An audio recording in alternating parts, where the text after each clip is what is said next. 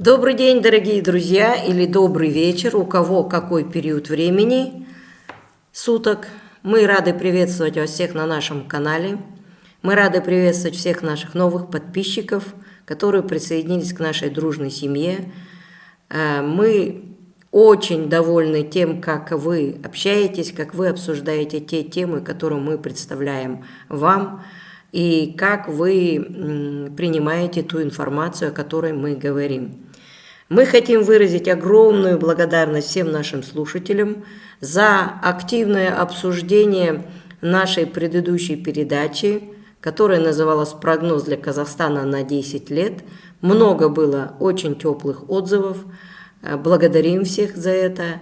И сегодня у нас как бы продолжение этой тематики, но немного в другом ракурсе. Опять пришел наш друг, девушка, имя не называем, человек хочет остаться инкогнито. И сегодня мы будем опять отвечать на те вопросы, которые возникли после серии наших передач, касающиеся, наверное, всех тех вопросов, которые волнуют, по идее, все человечество. Итак, пожалуйста, ваш вопрос. Добрый день, друзья. Добрый день, Алексис. У меня такой вопрос. Сейчас многих людей волнует будущее человечества и будущее Земли и планеты вообще в целом. Можете ли вы, Алексис, сказать, поделиться информацией, вообще, что ожидает на ближайшие 20-30 лет всего человечества? Вопрос, конечно, очень интересный, потому что действительно сейчас происходят большие процессы. Эти процессы происходят и в космическом пространстве, это происходит трансформация и на Земле. И если смотреть на земной шар с позиции космоса, то мы можем увидеть, как меняется энергетика. 2022 год, он является ключевым годом, который, в общем-то, стал толчком к тому, что человечество повернется совершенно, можно сказать так, другим взглядом или с другой позиции в целом на развитие земной цивилизации. Мы не будем скрывать, что, естественно, триггером этого всего является война между Украиной и Россией на территории Украины. Вы об этом все прекрасно знаете. Мы немного затрагивали эту тему, когда мы обращались к вам, друзья, она так и называется, обращением к друзьям, где мы краем немножко затронули эту тему, не раскрывая ее сути. Мы хотим сказать, что 2022 год, в общем-то, встряхнул многие государства, многих людей, и народ в любом государстве начал выходить из спячки. Почему это важно? Эта война имеет глубокие корни, которые находятся не в Земле, а которые находятся в энергетической составляющей Земли. Если рассматривать, как мы сказали, эту ситуацию с космоса, то вокруг Земли концентрируется энергия, которая отрицательно заряжена. Отрицательно заряженная энергия, она, к сожалению, не входит в унисон с энергетикой самой планеты Земля, и возникают вот такие ожесточенные конфликты, которые приводят к войне. Эти конфликты, как вы знаете, возникают во многих местах Земли. Где-то это более развернутые конфликты, а где-то более территориально, локально, так скажем, обозначены эти войны. Но дело в том, что в целом энергетика, как бы она с космоса смотрится так, как будто бы вот эта минусовая энергетика, которая есть, она сейчас начинает сталкиваться с той энергией положительной, которую вырабатывает множество людей, выступающих против любой агрессии, против любой войны. Мы говорим вообще в целом о пробуждении человеческой цивилизации, которая начинает осознавать, пусть не все, пусть не сразу, но она начинает осознавать, к чему могут привести конфликты. Особенно это конфликты военные. Думаем, те люди, которые наблюдают за ситуацией в мире, которые смотрят множество передач разных, независимо в какой стране, они уже делают для себя выводы, потому что энергетически мы видим действительно брожение среди человеческих умов. И сейчас, если посмотреть на Землю, как бы схематично, то мы можем показать так, как будто бы с одной стороны вся энергетика черная, а с другой стороны энергетика начинается светлеть, то есть она светло-серого цвета. Вот таким образом, это для того, чтобы вы более-менее наглядно для себя представили, как она может быть. В ближайшей перспективе на 20-30 лет, это у нас 2042 и 2052, этот промежуток времени, про который вы спрашиваете. Да, нужно сказать, что этот дисбаланс или баланс, который сейчас идет баланс, но пока идет дисбаланс, потому что темная энергетика все-таки превалирует, она начнет выравниваться. Нужно сказать, что начиная с 2023-2024 года, те колоссальные изменения, которые будут происходить на Земле, мы о них остановимся и будем говорить, оно естественным образом будет влиять на ту энергетику, которую будут вырабатывать страны или государства, и ту энергетику, которую будут вырабатывать люди. И все это будет складироваться. Нужно сказать, что консолидация вот этой энергии, когда будет совпадение энергии людей, то есть народа, проживающего в этой стране, и самой страны, и руководства этой страны, и самое главное, тех действий, которые они будут предпринимать, оно будет влиять на то, что энергия положительная начнет накапливаться. Та, которая ведет человечество к созиданию. Это, так скажем, то, что мы говорим в энергетическом плане. Нужно отметить, что процессы, о которых мы говорим, это действительно очень глобальные процессы. Это изменение территориальных границ государств, это изменение конфигурации содружества государств, и это изменение экономической и политической составляющей многих государств и многих народов. Они затронут очень многих. А начало, то есть пробуждение, это 2022 год, а дальнейшее развитие 2023-2024. К 2026 году это будет кульминация тех процессов, которые происходят. То, что мы говорим, изменение границ, изменение политической и экономической системы. К 2026 году это будет, так скажем, та линия или тот перелом, который произойдет в сознании многих людей и, естественно, многих правителей или руководителей государств. Там будет или так, или эдак, то есть не будет срединной линии. Это самое интересное. Не будет срединной линии, потому что человечество вот тут в едином порыве должно будет выбрать свой путь. 26-й год – это критичный, и он будет продолжаться 2 года. 2026, 27, 28.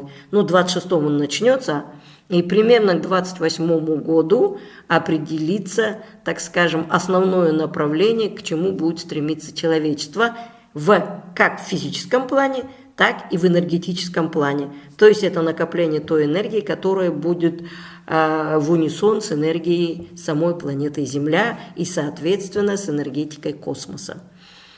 Следует сказать, что 29-33 годы – это будут годы бурного образования определенных конфигураций, то есть тогда, когда уже конфигурации определятся. Кто-то раньше, кто-то чуть позже. Некоторые даже позже этого периода определятся, но конфигурация будет меняться. То есть тот земной шар, та карта мира, которая знакома нам сейчас, она кардинально поменяется. Поменяется она особенно в европейской части страны, в евразийской части Земли. Здесь будут очень глобальные перемены. Те перемены, которые сейчас только имеют какие-то зачатки или какие-либо идеи, о которых говорят те или иные люди. Поэтому такая ситуация будет происходить. И еще мы хотим сказать о том, что на евразийском пространстве на передний план выйдут такие государства, как Казахстан, Турция, Азербайджан, Узбекистан, Киргизия. Почему? Потому что тот потенциал энергии, который был заложен в этих странах и которые очень долгие годы отрабатывали все то негативное, что было их в прошлой истории, оно будет возвращаться в положительном аспекте.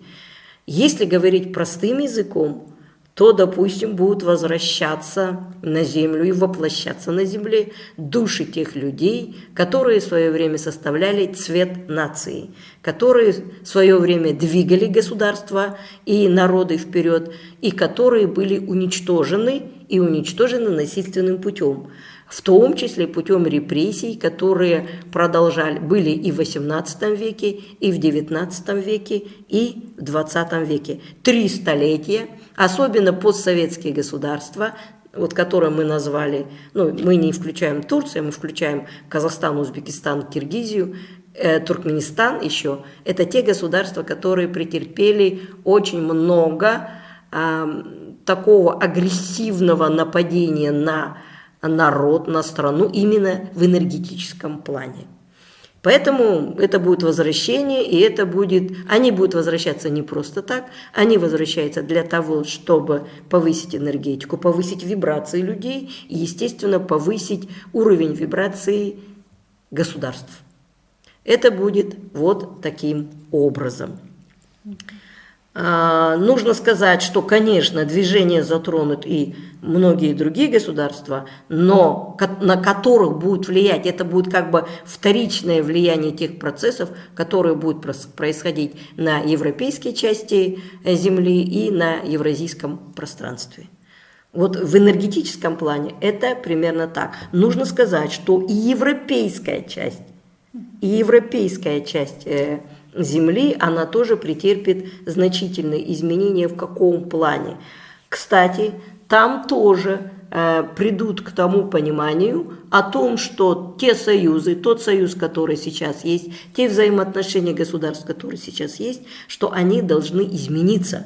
Они должны претерпеть трансформацию. И опять-таки, возвращаясь к Украине, скажем, триггером к этому стала война, которая сейчас идет в Украине, и которая, к сожалению, пока еще не закончилась. Но это пробудило многие народы. Мы об этом и говорим. Поэтому и европейская часть, и евразийская часть земного шара, оно будет трансформироваться. Мы хотим сказать и еще, естественно, трансформации подвергнутся такие страны, как Соединенные Штаты Америки, Канада, Австралия, Англия, Япония. Объясним чуть попозже, какие же трансформации будут происходить в целом. А вот в энергетическом плане, вот как мы обрисовали эту ситуацию, такое и происходит. И вот эти вот громкие выражения, которые сейчас многие употребляют, борьба добро со злом, знаете, здесь добро, зло – это понятия такие нивелируемые, и относительно друг к другу они применяются, поскольку земная цивилизация построена на принципе дуальности. Мы об этом говорили. И сейчас это ярко проявляется, так скажем, в целом на энергетическом фоне планеты Земля и всей цивилизации. Как-то так. Вот сейчас вы сказали, что это как-то будет влиять, вместе будет объединяться. Вот какие именно объединения, каких стран будет? И как они будут объединяться? Под одну страной будет или государственность будет сохранять? Самое интересное, что вообще все вот эти трансформации, то, что мы говорили, вот подойдут к красной черте 26-й год, а потом, уже 27-й, 28-й будут определяться. Но мы хотим сказать, что движение происходит уже сейчас. Если давайте мысленно представим карту или атлас стран мира, да, которые есть. Мы для себя тоже вот сейчас откроем и будем смотреть по карте мира. Мы хотим сказать, что первое формирование, то есть объединение произойдет, это Европейский Союз. Он подвергнется очень большой трансформации, Европейский Союз, поскольку Европейский Союз, в котором утратят главенствующую роль Германия и Франция, они уйдут на второй, можно даже сказать, немного на третий план. Они отойдут, то есть главными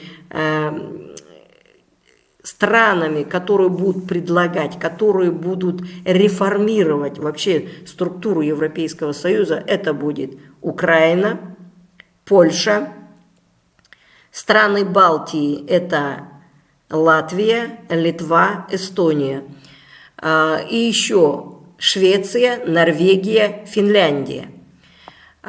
Нужно сказать, что будет создан новый союз государств, когда это будет не чисто Европейский Союз, а к нему присоединятся Америка с Канадой, к ним присоединятся Австралия и к ним присоединится Япония. Вот это самое интересное, что Япония присоединится к этому союзу. Этот союз будет основан и как политический, как экономический и как военный. Основа уже есть. Это Европейский Союз, это Америка, Канада, Австралия, Англия. У них есть англосакский, так скажем, союз. Но дело в том, что к этому союзу, как бы это ни выглядело несколько диссонансно или странно, присоединится Япония. Япония всегда держалась особняком, но это будет так. Нужно сказать, что вообще трансформация, говоря о трансформации Европейского Союза, нужно сказать, что там вообще изменится структура, порядок и правила, как вхождения в этот союз, так и исключения или выхода из этого союза. И здесь основным принципом будет единая политика. То есть те государства, допустим, которые войдут в этот союз, не поддерживают политическое или экономическое или военное развитие, то, которое принято всеми, допустим, одно государство против, да, то это государство автоматически выходит из этого союза. Здесь, кстати, не будет стоять вопрос о том, чтобы каждая страна убрала свою национальную валюту и что она только будет там с евро, долларом, там, с канадским долларом, американским или австралийским. Нет, или иены. Нет, здесь этого не будет. Мы позже как-нибудь расскажем, потому что экономическое взаимодействие будет построено немного по другому принципу. Но этот принцип, он начнет вырабатываться, я вам сразу скажу, это будет 1933 год, когда подойдут к новым формам взаимоотношений внутри этого союза. И он будет развиваться вплоть до 2045 года.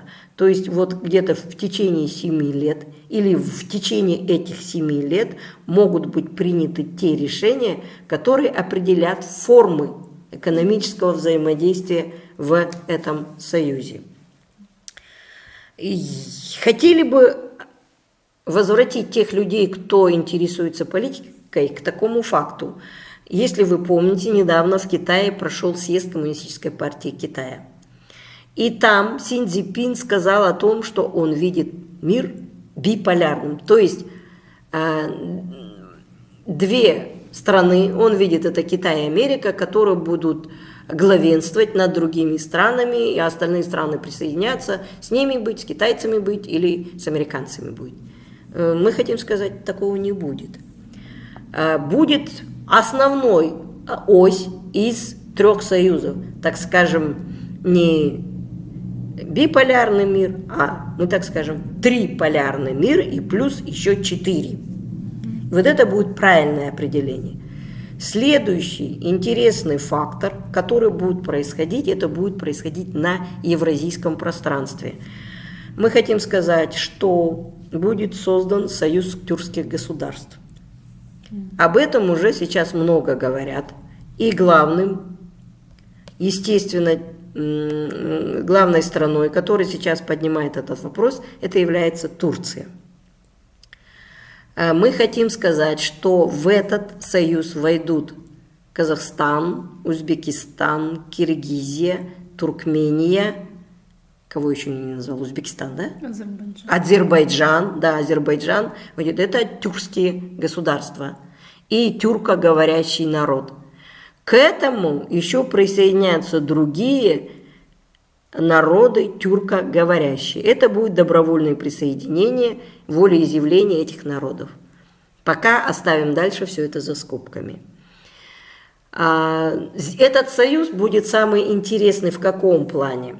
Потому что здесь, как всегда, исторически, в общем-то, была восточная дипломатия, которая, как вы знаете, обладает всеми изысканными способами договариваться между собой, поэтому всегда говорят, Восток – дело тонкое.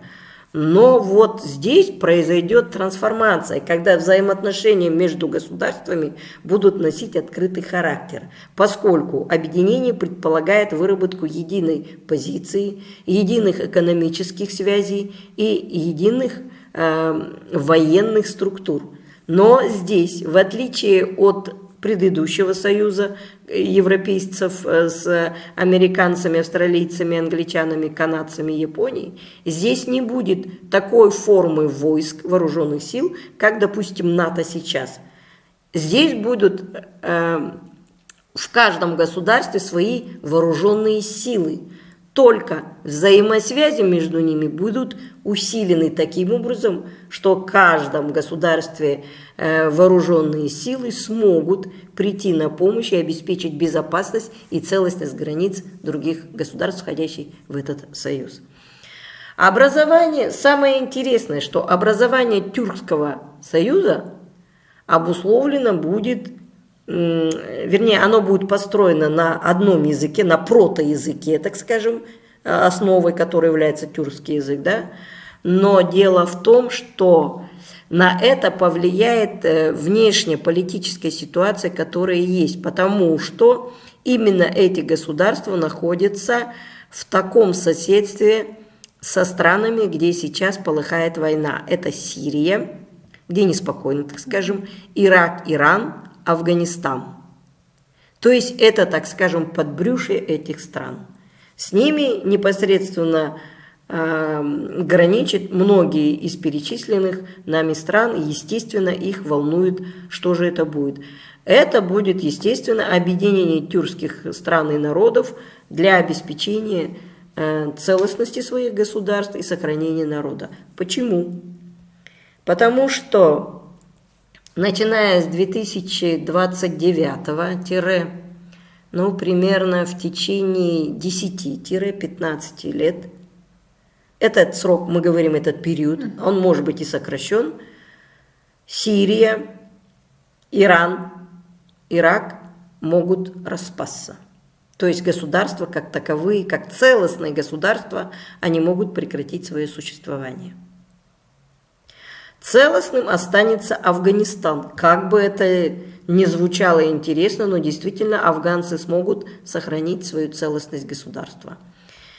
Иран, Ирак и Сирия, там, где противоречия настолько сильны, что дальнейшее проживание под крылом одного государства, то есть под тем, который сейчас есть, для них будет затруднительно. И они начнут самостоятельно распадаться.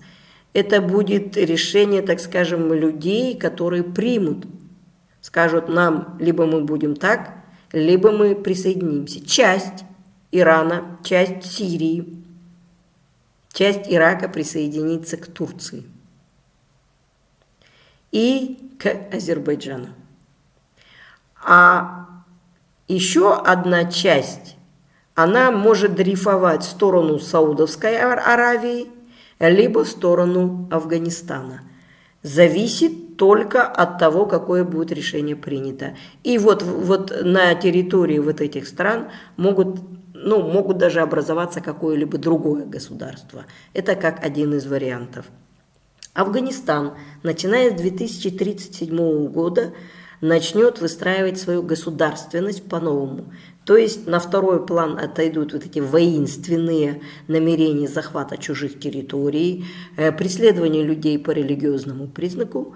У них это отойдет на второй план. На первый план выйдут общечеловеческие ценности, которые необходимы будут для дальнейшего развития, потому что пойдет технологический бум.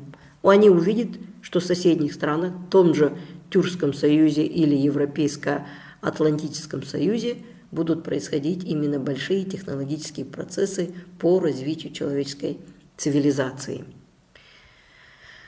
Третья ось, о которой мы говорим, триполярный мир, это будет начинаться с Китая. Китай, Индия, Пакистан. Вот это самый нестабильный союз, который будет очень долго формироваться. Начиная с 2039 год и примерно почти до 2050 года у них будут происходить разные формы трансформации. То есть они будут то объединяться вроде бы пытаться, то расходиться, но при этом этот противоречивый союз, он основан в целом не на одном языке, даже не на одной религии, потому что Пакистан – это мусульманское государство. Здесь будут просто интересы географического, так скажем, характера, когда им нужно взаимодействовать между собой. И они попытаются… По расположению. Да, по своему расположению. Они попытаются как бы создать противовес вот этим двум союзам, потому что эти союзы будут набирать мощь и силу. Нужно сказать, что Китай здесь доминировать не будет. Хотя можно бы подумать, что нет, они примерно в равных, так скажем, позициях. Самое интересное, что в этот союз не будет входить Монголия, не будет входить Южная Корея, не будет входить Вьетнам, Лаос, эти страны туда входить не будут. И как бы парадоксально ни звучало, хотя вот, допустим, Монголия по своему, так скажем, религиозным своим предпочтениям, оно более тяготеет и похоже на Китай, да? Но дело в том, что Монголия в конце концов примерно это начнется, может быть, 2047 год, когда Монголия будет рассматривать вопрос о вступлении в Тюркский союз. Такое вполне вероятно развитие такого события. Нужно сказать, что вот Южная Корея и Северная Корея, они будут как вести свою самостоятельную политику, хотя Южная Корея, конечно, будет тяготеть к союзу, который вот европейский и атлантический, да, тут еще рядом Япония, они будут к этому тяготеть, тут рядом Австралия, им это экономически выгодно и все. Вполне вероятно, что они тоже могут принять решение о присоединении к этому союзу, тем более они экономически и технологически развиты. Северная Корея, она еще долго будет оставаться вот в таком зажатом, своем ограниченном мире, но там тоже будут происходить процессы, но они будут очень кровавыми. Поэтому пока оставим тоже их за скобками. И вот такие три союзных объединения будут образованы на территории планеты Земля. Станет вопрос по этим арабским странам. Они будут вести самостоятельную политику. Ливия, Египет, Саудовская Аравия, Объединенные Арабские Эмираты. Они будут вести свою политику, каждый. Они даже попытаются как-то объединиться, но там очень много противоречий, у них пока не получится. И каждая страна будет с тремя союзами выстраивать свои отношения. Вообще, в целом, Африка и Южная Америка, они должны пройти свои уроки. То есть они еще не прошли те уроки, которые предназначены для стран, которые здесь находятся. Ни в Южной Америке, ни Бразилия, ни Аргентина там никто, ни Мексика, которая на этом находится, на кончике Северной Америки, они вопрос объединения ставить не будут. Они будут развиваться, они пройдут свои уроки. И некоторые уроки, конечно, будут и с вооруженными конфликтами, некоторые просто в мирных протестах и демонстрациях, но они должны пройти свои уроки. Пока они свои уроки не прошли, они ни в какое объединение ни сами создать не смогут, ни войти ни в какое объединение не смогут. Поэтому это будет самостоятельная игра каждого государства. Но здесь тоже будут перекраиваться границы. Я же говорю, это должны они пройти уроки. Остается у нас еще Индонезия. Это мусульманская страна, которая долго будет думать, куда им дрейфовать. По территориальному своему расположению ей ближе Европейский и Атлантический союз, чем, допустим, Китай или объединение тюркских государств. Хотя по вероисповеданию их, конечно, больше тяготит к тюркским государствам. Но географическое расположение будет влиять на то, какую форму взаимоотношений выбирать. Будут ли они входить под зонтик этих объединений, либо они будут самостоятельно развиваться. А вообще в течение с 22 года по 42 и 52 годы это будут такие годы трансформации, когда мы каждый день или каждый год будем слышать новости, одни противоречивее других. Но какие бы шарахания из стороны в сторону не было, в конце концов примерно вот так распределяться по союзам государства. Это примерно так. И еще, предвосхищая вопрос всех наших зрителей, мы скажем, что по России прогноз давать не будем, потому что, во-первых, нет разрешения, а во-вторых, считаем, что прогноз можно будет дать позже. Точно так же это касается и Белоруссии. И еще у нас есть одна страна бывшего СССР, это Таджикистан. Мы назвали Тюркский союз, и Таджикистан остался в стороне. Мы хотим сказать, что эта страна тоже претерпит большие изменения, большой прессинг. Есть вероятность, еще раз повторяем, вероятность того, что эта страна, в зависимости от того, какие решения она будет принимать, какую сторону она будет дрейфовать, есть вероятность того, негативного, так скажем, сценария, когда эта страна может распасться на части.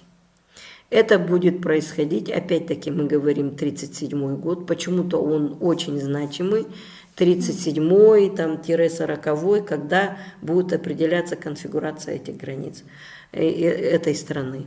Вполне вероятно, что такое может произойти. Зависит многое от того, как будут настраиваться народ, как будут настраиваться люди, как будут развиваться государство. Сможет ли оно преодолеть свои минусовые энергии, которые оно наработало. Вот мы увязываем энергии Земли, энергии каждого государства и энергии стран. Вот на это все будет влиять.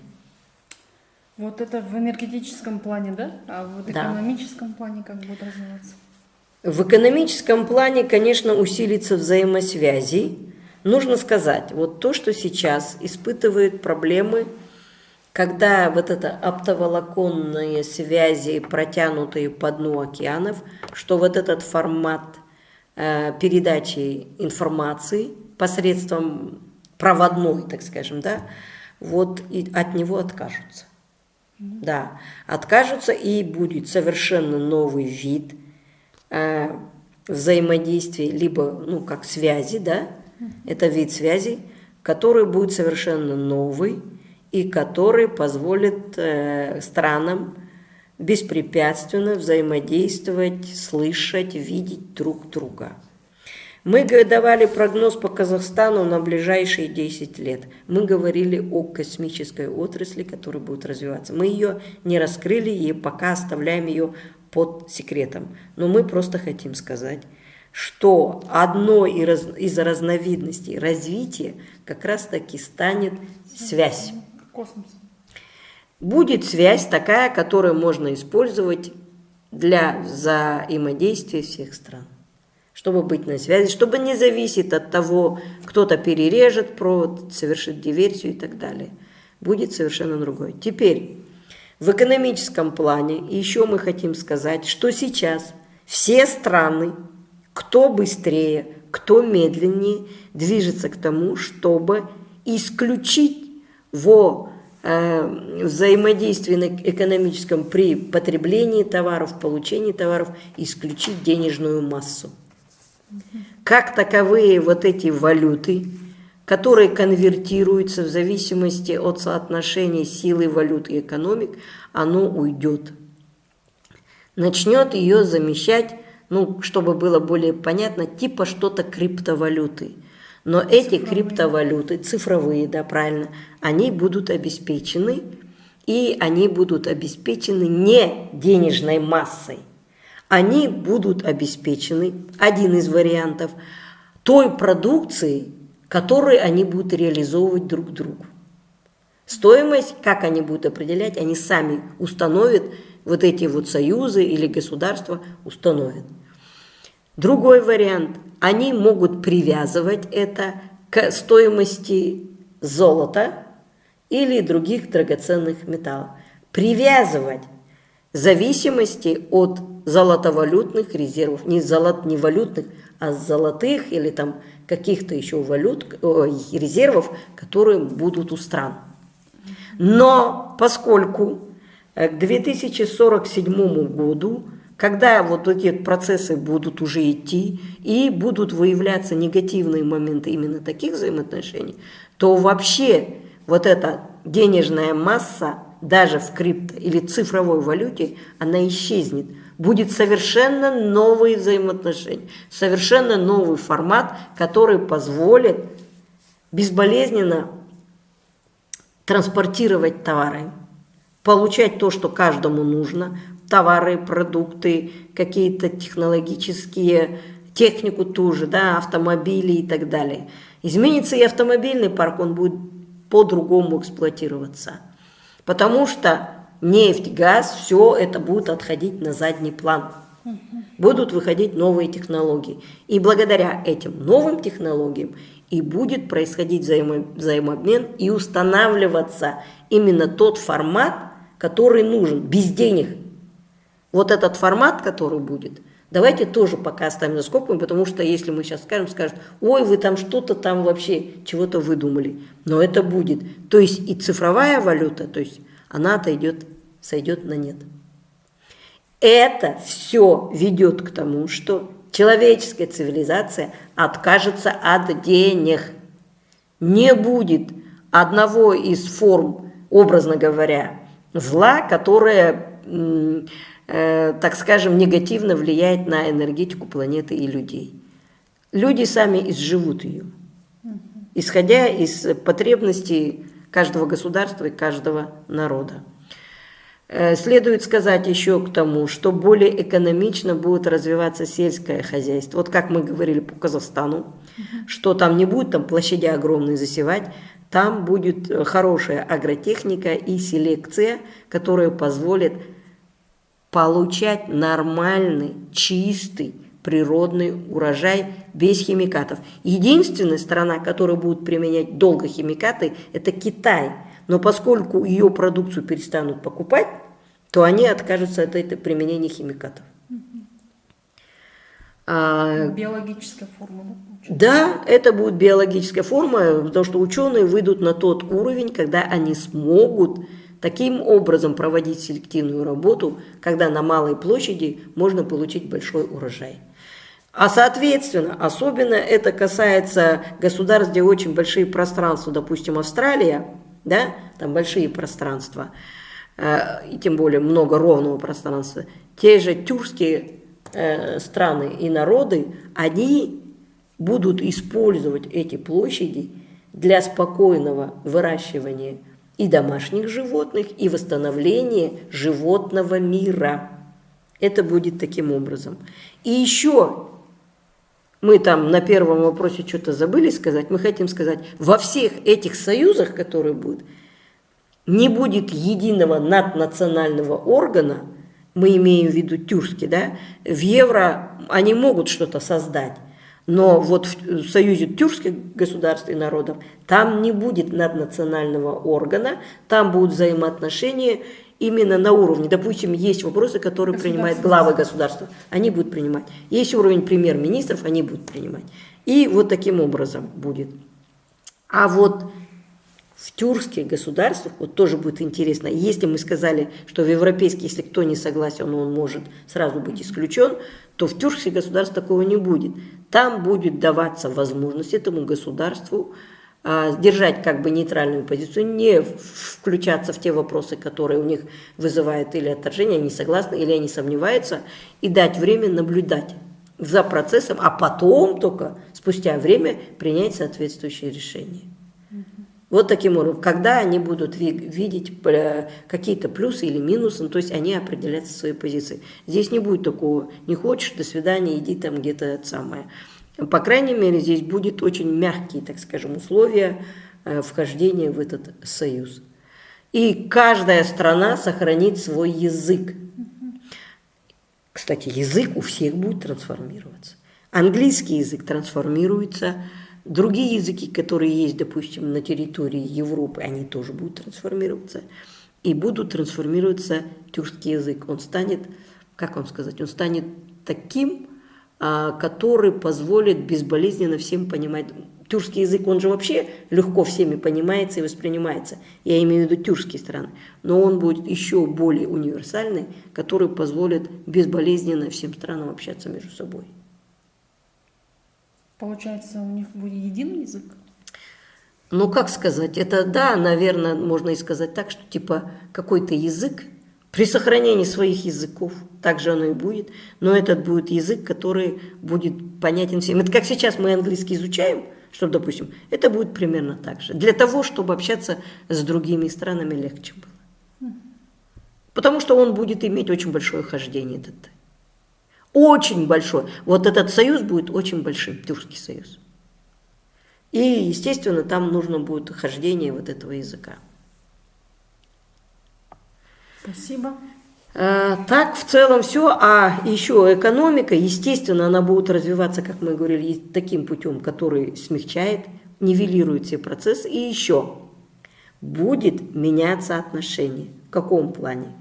Если раньше, вот мы хотим сказать в политическом плане, да, одна великая страна могла снисходительно или с пренебрежением относиться к другой стране, небольшой, без разницы, да, то вот эти процессы, они уйдут в прошлое, потому что изменится политика, внешняя политика европейских государств, Канады, США, Австралии, Японии, вот то, что мы вам показывали, у них будет в первую очередь меняться. И, естественно, будет меняться и у тюркских государств. Но у тюркских стран оно как бы воспитание такое, что уважительное отношение к другим, оно более мягче. А вот в европейских странах оно очень четко проявлялось. Это будут равные отношения равного с равным, независимо от того, какую территорию занимает страна и какое у него экономическое развитие. Дипломатия тоже, как мы сказали, выйдет на новый уровень, когда все отношения будут прозрачными и открытыми. Вот таким образом. И, соответственно, это облегчит и экономические взаимосвязи стран. Но вот это в ближайшие 20-30 лет вот такая трансформация должна будет пойти. Это прогноз, который дает возможность двигаться. Кстати, любой прогноз, который мы даем, это прогноз, который нацеливает людей и страны для того, чтобы трансформировать себя и в целом человеческую цивилизацию. Еще вопросы есть? Других вопросов нет. Спасибо огромное. Ну, спасибо за вопросы, на которые мы ответили. Мы просто хотим еще сказать о том, уважаемые друзья, вы будете обсуждать этот прогноз, вы будете писать нам. У нас огромная просьба, особенно к тем, которые присоединились к нам. Пожалуйста, у нас на канале есть правила. Правила, которые установлены нами и с которыми согласились все. Это взаимовежливое общение, без оскорблений, без каких-либо агрессивных выпадок или каких-либо претензий, поскольку здесь, на нашем канале, общаются все люди, которые обладают определенными своими способностями. Поэтому давайте мы не будем вредить друг другу. Давайте мы будем взаимовежливы, уважать всех и относиться друг к другу так, как хотели бы, чтобы отнеслись к вам. Поэтому мы говорим вам до свидания, давайте будем обсуждать, давайте будем встречаться на канале, на нашем телеграм-канале, на YouTube-канале и говорить все, выражать свои мысли, свои мнения, но в рамках вежливого отношения друг к другу. Всего хорошего, всем вам мира, добра, здоровья, всем благоденствия, и пусть все, что впереди будет, будет только с энергетикой, со знаком плюс, которым мы сможем встречать всех своих друзей и тех, которые к нам присоединятся. До новых встреч!